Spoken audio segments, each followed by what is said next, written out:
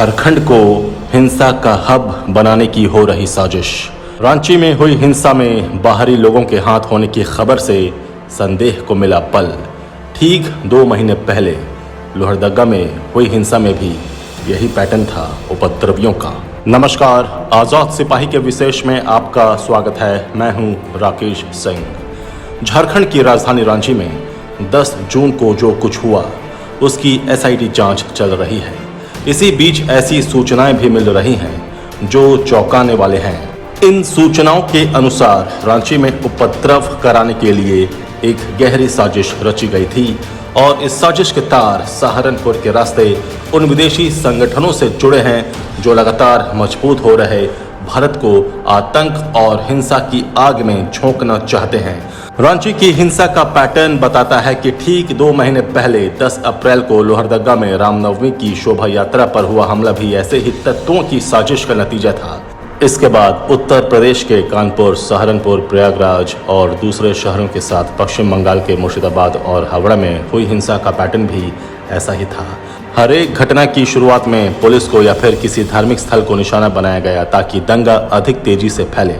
रांची की हिंसा की जांच का परिणाम चाहे कुछ भी हो, एक बात तय है कि पिछले कुछ दिनों से झारखंड इन बाहरी तत्वों की साजिश का केंद्र बनता जा रहा है और केवल बड़े ही नहीं, छोटे शहरों और कस्बों में भी ऐसे तत्वों की साजिश परवान चढ़ रही है।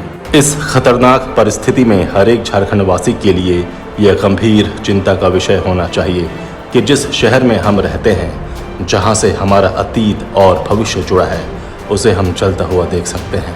रांची में हुई हिंसा के इस पहलू को उजागर करती आजाद सिपाही के विशेष संवाददाता राकेश सिंह की खास रिपोर्ट। झारखंड की राजधानी रांची में 10 जून को जो कुछ हुआ उसके बारे में देश बहुत कुछ जान चुकी है, लेकिन घटना के पीछे के कारणों की परतें जैसे जैसे खुल रही है, चौंकाने वाली जानकारी सामने आ रही है। अब जानकारी मिल रही है कि रांची को दंगों की आग में झोंकने की ये साजिश इस महीने की शुरुआत में यानी 2 जून को ही तैयार कर ली गई थी और इस साजिश के तार सहारनपुर के रास्ते उन विदेशी संगठनों से जुड़ रहे हैं जो भारत को अशांत और कमजोर करना चाहते हैं।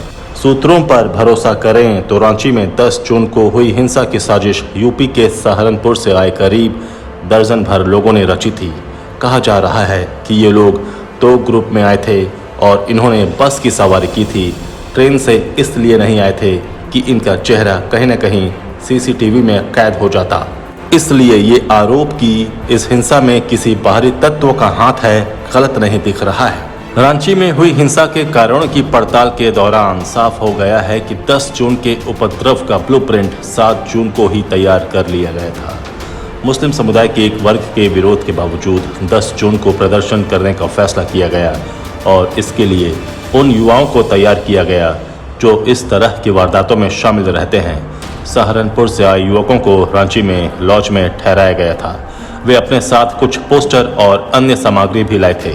सहारनपुर से आए लोगों ने रांची और खूंटी के कई मुस्लिम बहुल इलाकों में बैठकर जुलूस निकालने और हिंसक प्रदर्शन करने के लिए लोगों को भड़काया। इन बैठकों में कुछ लोगों ने आपत्ति की तो टीम ने 16 से 24 साल के युवकों को फांसना शुरू कर दिया। वे बहकावे में आ गए और हिंसा का प्लॉट तैयार हो गया। ऐसी जानकारी मिली है कि सहारनपुर से 2 और 7 जून को 12 लोग रांची पहुंचे थे। इन्होंने अलग अलग जगह बैठक कर कहा कि यूपी में कौम को परेशान किया जा रहा है, हमें अपनी ताकत दिखानी होगी। पूरे देश में नमाज के बाद प्रदर्शन होंगे, यहाँ भी पूरी मजबूती के साथ हमें विरोध करना है। मुस्लिम समाज के समझदार लोग तैयार नहीं हुए तो कुछ स्थानीय छुट भइयों की मदद से युवाओं को फांसा गया। इन्हें अधिक से अधिक लोगों को जोड़ने का जिम्मा दिया गया। फिर सोशल मीडिया पर मैसेज फैलाया गया। दरअसल झारखंड में 2022 का आगाज कई ऐसी वारदातों से हुआ जिसके बारे में पहले से कोई आशंका नहीं थी। ये घटनाएं जहां आम तौर पर शांति प्रिय झारखंडी समाज में चिंता की लहर फैलाती है, वहीं ये संदेह भी पैदा होता है कि कहीं ये सोची समझी साजिश तो नहीं है। सरस्वती पूजा, होली और रामनवमी जैसे त्योहारों पर सांप्रदायिक टकराव और भीड़ हिंसा की घटनाओं ने झारखंड की छवि को बड़ा नुकसान पहुंचाया है। रांची से पहले हाल में खूंटी, लोहरदगा, बेरमो और गिरिडीह तक में हुई हिंसक वारदातों ने इस संदेह को पुख्ता किया है। इससे पहले सिमडेगा, धनबाद, बरही, चतरा और राज्य के दूसरे हिस्सों में लगातार भीड़ हिंसा की घटनाएं हुई हैं। इन घटनाओं के बाद राजनीतिक नेतृत्व कटघरे में खड़ा होता है, लेकिन दोषियों की कभी पहचान नहीं होती। साजिश की बू इसलिए आती है कि हर घटना में एक अजीब किस्म की समानता नजर आती है, चाहे खूंटी हो या लोहरदगा हो, रांची हो या बेरमो या फिर कहीं और। हर घटना से पहले एक खास किस्म का माहौल तैयार होता है और फिर हिंसा होती है।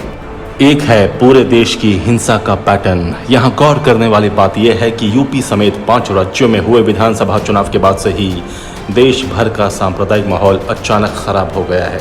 अप्रैल महीने की शुरुआत में चैती नवरात्र और रमजान शुरू होने के बाद से राजस्थान, गुजरात, मध्य प्रदेश, झारखंड और दिल्ली में सांप्रदायिक हिंसा हुई। इन वारदातों में बड़े पैमाने पर आगजनी हुई, कई लोग घायल हुए और जान माल का व्यापक नुकसान हुआ। लेकिन सबसे आश्चर्यजनक बात यह है कि इन वारदातों का पैटर्न लगभग एक जैसा रहा। अप्रैल में महज 15 दिन के भीतर राजस्थान के करौली, मध्य प्रदेश के खरगोन और दिल्ली के जहांगीरपुरी में जिस तरह से हिंसा के मामले सामने आए हैं, उससे ये सवाल तो उठ ही रहा है कि आखिर कौन है जो सुनियोजित तरीके से देश के माहौल को बिगाड़ने की पटकथा लिख रहा है।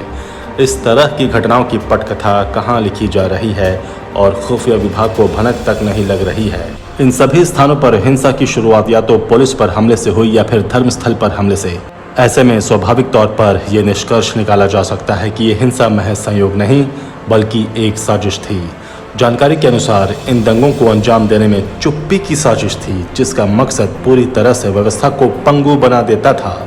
जहांगीरपुरी हो या करौली या फिर खरगोन, दंगों के पहले अभियान में असफल रहने के बाद आरोपियों ने दूसरे दौर के दंगों की तैयारी की और फिर दंगे करवाने में सफल रहे। अब इन घटनाओं का पैटर्न देखें। हिंदू नववर्ष पर राजस्थान के करौली में बाइक रैली निकाली जा रही थी। रैली जब मुस्लिम बहुल क्षेत्र से गुजर रही थी तो कुछ उपद्रवियों ने पथराव कर दिया, जिसके बाद हिंसा भड़क गई थी। जांच में सामने आया कि यहाँ उपद्रव की प्लानिंग पहले से थी। छतों से सैकड़ों टन पत्थर, लाठी, सरिये, चाकू बरामद किए गए थे। माहौल खराब करने के लिए कई दिनों से साजिश रची गई थी, लेकिन पुलिस और खुफिया एजेंसियों ने गंभीरता नहीं दिखाई। इसी तरह मध्य प्रदेश के खरगोन शहर में रामनवमी के जुलूस में पथराव और आगजनी के बाद पूरे शहर में कर्फ्यू लगा दिया गया था। हिंसा का सच सीसीटीवी फुटेज में सामने आया कि नकाबपोश उपद्रवियों ने किस तरह शहर में उत्पात मचाया। 300-400 लोगों की भीड़ ने शीतला माता मंदिर और आसपास के घरों पर हमला बोल दिया, पत्थरबाजी की, खिड़कियों और दरवाजों पर लात मारी। इस घटना में भी पुलिस का खुफिया तंत्र फेल रहा, यहाँ तक कि उपद्रवियों ने पेट्रोल बम भी फेंके। उसी दिन गुजरात के साबरकांठा के हिम्मतनगर में 2 समुदायों के बीच पथराव हुआ, पेट्रोल बम भी फेंके गए। पुलिस ने 4 उपद्रवियों को पकड़ा। खंभात शहर में भी हिंसक झड़प हुई। हथियार के तौर पर पत्थर, कांच की बोतलें और लाठियां इस्तेमाल की गईं।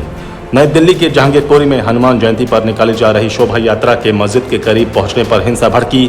चश्मदीदों ने बताया कि उपद्रवियों ने पहले से पत्थर, बोतल और चोट पहुंचाने वाली चीजें जमा कर रखी थीं। विवाद की शुरुआत बहस से हुई और जब दोनों पक्ष आमने सामने आए तो एक पक्ष ने महिलाओं और बच्चों को आगे कर दिया। विदेशी संगठन और घुसपैठिए बन रहे मददगार। जाहिर है कि इतना सब कुछ पूरी तरह बेबुनियाद नहीं हो सकता। तो सवाल यह है कि आखिर झारखंड को ये तत्व क्यों सुरक्षित मानते हैं? तो इसका जवाब यह है कि अंतर्राष्ट्रीय पटल पर झारखंड एक शांत और सहिष्णु प्रदेश माना जाता है, लेकिन हाल के दिनों में यहाँ घुसपैठ की समस्या तेजी से बढ़ी है।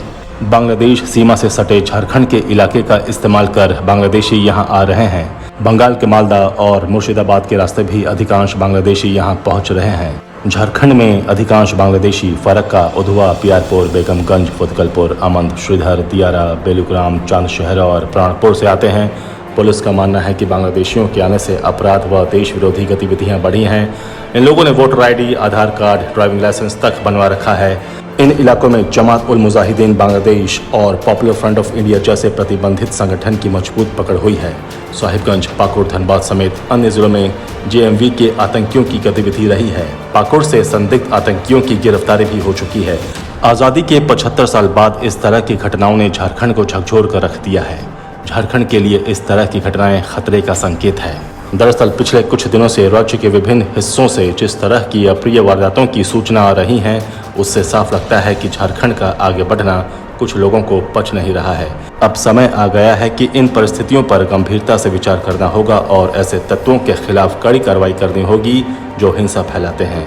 यदि ऐसा नहीं हुआ तो भारत उस साजिश का शिकार हो जाएगा जिसका ताना बाना 1947 के बाद से ही बुना जा रहा है। आज़ाद सिपाही के विशेष में अभी इतना ही। आप हमारे इस YouTube चैनल को ज़रूर सब्सक्राइब करें। आप हमारे Facebook पेज को भी ज़रूर फॉलो करें। धन्यवाद।